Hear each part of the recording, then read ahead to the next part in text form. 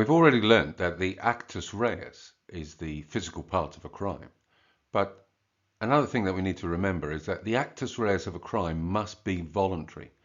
In other words, the accused person must be in control of her movements at the time when the actus reus is performed.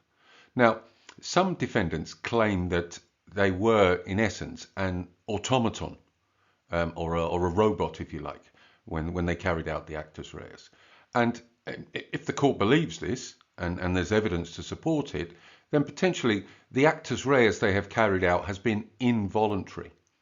And so the law doesn't punish a person for committing an act over which they have no physical control.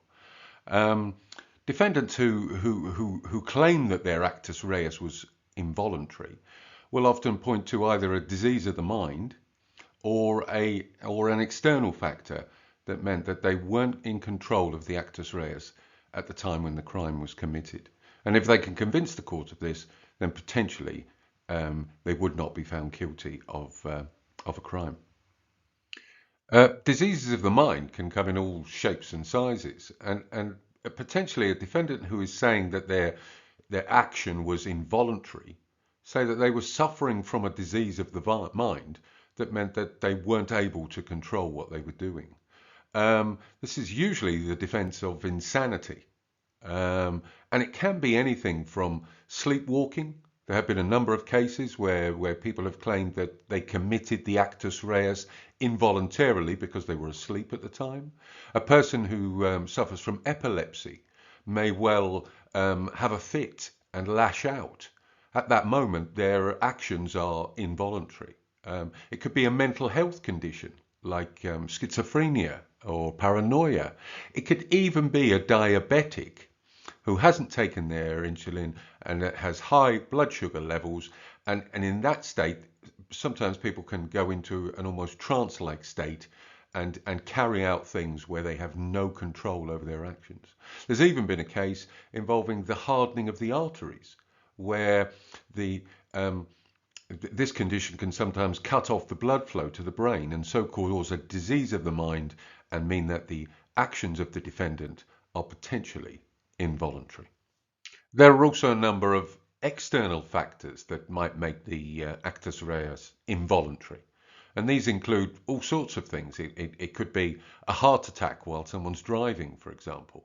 If they then crashed into someone, we would say, of course, that their actus reus at that point was involuntary.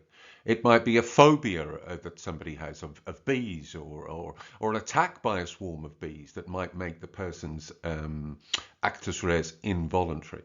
Or you might be barged into by another person and then you fall onto another person, injuring them. At that point, your actus reus of injuring that person, of falling into them, would be an involuntary one, and so you wouldn't be found guilty of the crime. It could be a spasm or a reflex action, like we can see in the picture with the doctor, something that we have no control over and is caused by an external factor, making the actus reus involuntary. So to recap, the actus reus, the physical part of a crime, must be voluntary in order for the defendant to be charged with an offence. If it's caused by a disease of the mind or an external factor, then potentially at that point the defendant has no control over their actions or motions, and so would not be found guilty of a crime that they may well have committed.